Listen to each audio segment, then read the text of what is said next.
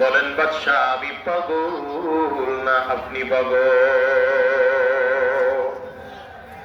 বাজান ভালো করে কথা বলো। এই দুনিয়ার চিরজীবন থাকা যাবে না, জমিন থেকে বিদায় হওয়া লাগবে। যে বাড়িটার জন্য পাগল, যে গাড়িটার জন্য পাগল, এই বাড়ি গাড়ি চিরজীবন থাকবে নাকি? আওয়াজ করে চিল্লায় বলেন। এই জমিন থেকে বিদায় হয়ে একদিন অন্ধকার কবরে যাওয়া লাগবে কি লাগবে না? চিল্লায় আওয়াজ করে বলে।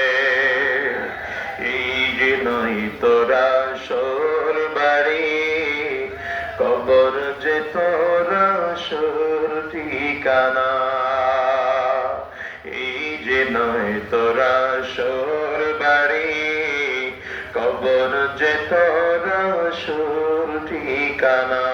বলেন না, এই যে নয় তোরা আসল বাড়ি, কবর যে তোর। ও তো এই দুনিয়া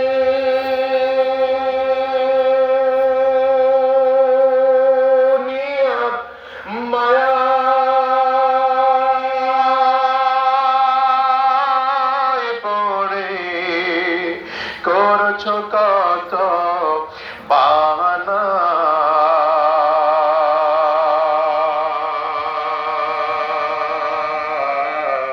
এই যে নয় তোরা আসল বাড়ি, কবর যে তোর আসল ঠিকানা। বলো, এই যে নয় তোরা আসল বাড়ি, কবর যে তোর আসল ঠিকানা। বাবা গেল, দাদা গেল,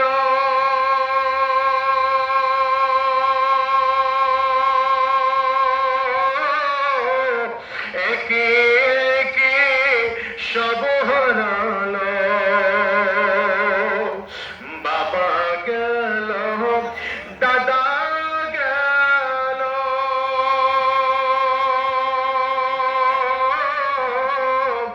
একে একে সব হারালো।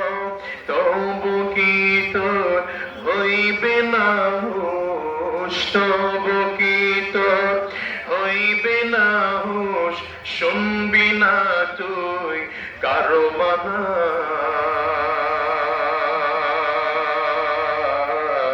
এই যে নয় তোরা আসল বাড়ি, কবর যে তোরা আসল ঠিকানা। বলে, এই যে নয় তোরা আসল বাড়ি, কবর যে তোরা আসল ঠিকানা। বাজান, এই দুনিয়ায় কেউ থাকতে পারে নাই, তুমি আর আমিও জমিনে থাকতে পারবো না। এই দুনিয়ায় ফিরআউন ছিল, নমরুদ ছিল, কারুন ছিল, সাদ্দাত ছিল, হামান ছিল, আবু জাহাল ছিল, আবু লাহাব ছিল, উতবা ছিল, সায়বা ছিল। বলেন, এরা দুনিয়ায় আছে না জমিন থেকে বিদায়?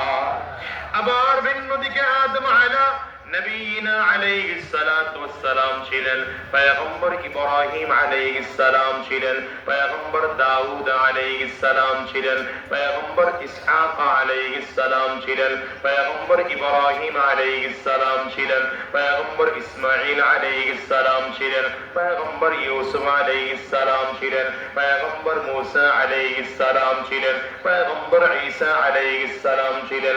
আখিরি জামানার নবী সরওয়ারে দু আলম জনাবে মুহাম্মদুর রাসূলুল্লাহ সাল্লাল্লাহু আলাইহি ওয়াসাল্লাম জমিনে ছিলেন। বলেন তো, এই ভালো ভালো মানুষেরা জমিনে আছে না তারাও জমিন থেকে বিদায়? বোঝা গেল, ভালো মানুষও দুনিয়া থাকবে না, খারাপ মানুষও দুনিয়া থাকবে না, সুন্দর মানুষটাও দুনিয়া থাকবে না, কালো মানুষটাও দুনিয়া থাকবে না, কোটি কোটি টাকার মালিক এই মানুষটাও জমিনে থাকবে না, টাকা পয়সা যাদের মধ্যেও নাই এই মানুষটাও জমিনের মধ্যে থাকবে না, রাজা বাদশাহ এই মানুষটাও জমিনে থাকবে না, ঘরের ঘরের মালিক এই মানুষটাও জমিনে থাকবে না, একদিন জমিন থেকে বিদায় হয় লাগবে। চিল্লা জোরে বলো ঠিক কিনা? সহজ কথা, এই জমিনে আমরা কেউ ছিলাম না, এখন আছি, এমন একটা সময় আসবে আমরা জমিনে থাকবো না। তাইলে মরণ যখন লাগবে, রাজা বাদশাহ জমিনে থাকতে পারবে না, গরিব মানুষটাও যেহেতু জমিনে থাকতে পারবে না, তাইলে আমার মরণটা কেমন হবে? এটা হলো সব থেকে বড় প্রশ্নের ব্যাপার।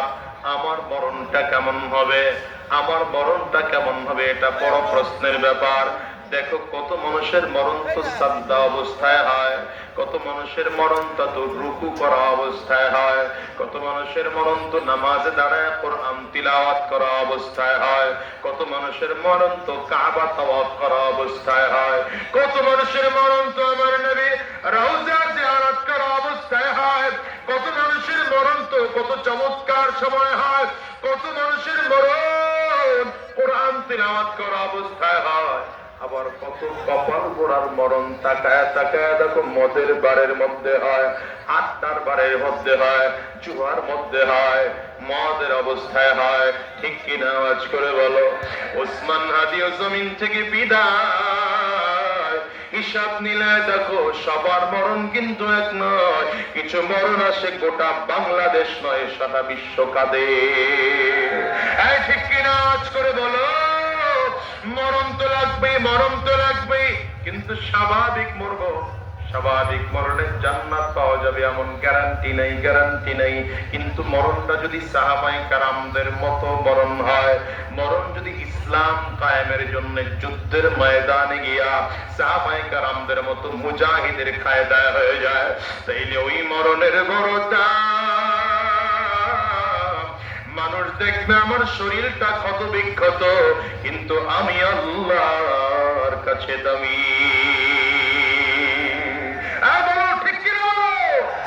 এই জন্য খালিদ বিন ওয়ালিদ রাদিয়াল্লাহু আনহু নবীর সাহাবী, যাকে খালিদ সাইফুল্লাহ বলা হতো, খালিদ বিন ওয়ালিদ রাদিয়াল্লাহু আনহু গোটা জিন্দেগি যুদ্ধ করেছেন দ্বীনের পথে, ইসলামের পথে।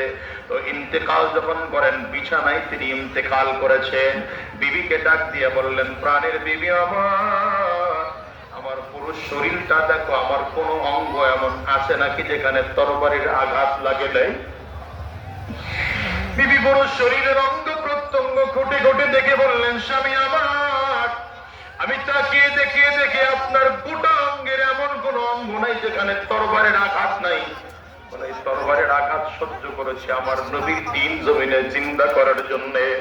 এই তরবারের আঘাত সহ্য করেছে আল্লাহর কোরআন ও নবীর সুন্নাত জমিনে জিন্দা করার জন্য। এই আমার তরবারে আমার গোটা জিন্দেগির আমার অবস্থা ছিল, আমি তো আল্লাহর রাস্তায় শহীদ হয়ে যাব। এই জন্য আমার নবী আমার নাম দিয়েছেন খালিদ সাইফুল্লাহ, আমি আল্লাহর তরবারি। আমার মরণটা কেন বিছানায় হবে? আমি মানতে পারি না, যুদ্ধের ময়দানে হলে তো শহীদ হয়ে যাইতাম।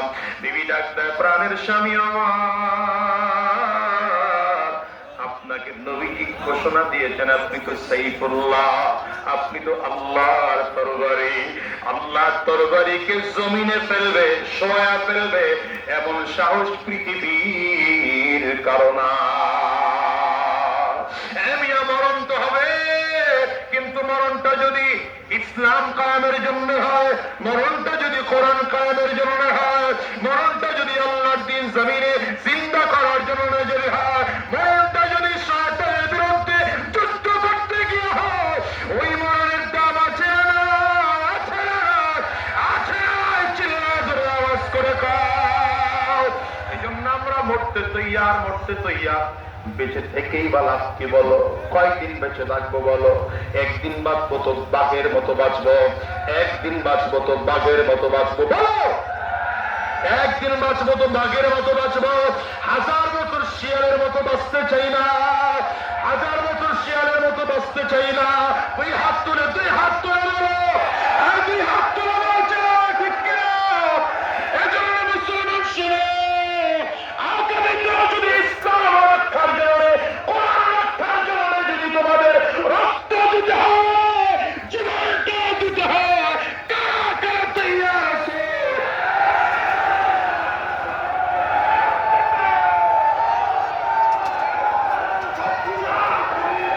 বসেন, বসেন। বসে। আমার মুসলমান ভাইরা ভালো করে বুঝেন, নবীজির সাহাবায়ে কেরামদের অবস্থা কেমন ছিল। নবীজির সাহাবায়ে কেরাম যুদ্ধের ময়দানে শাহাদাতকে আলিঙ্গন করতে, উহুদের ময়দানের যুদ্ধ যখন শুরু হবে, দুইজন সাহাবী নবীর একসাথে রওনা করলে, একজন সাদ বিন আবি ওয়াক্কাস রাদিয়াল্লাহু আনহু, আর একজন নবীজির আরো প্রিয় সাহাবী আব্দুল্লাহ ইবনে জাহাশ রাদিয়াল্লাহু আনহু।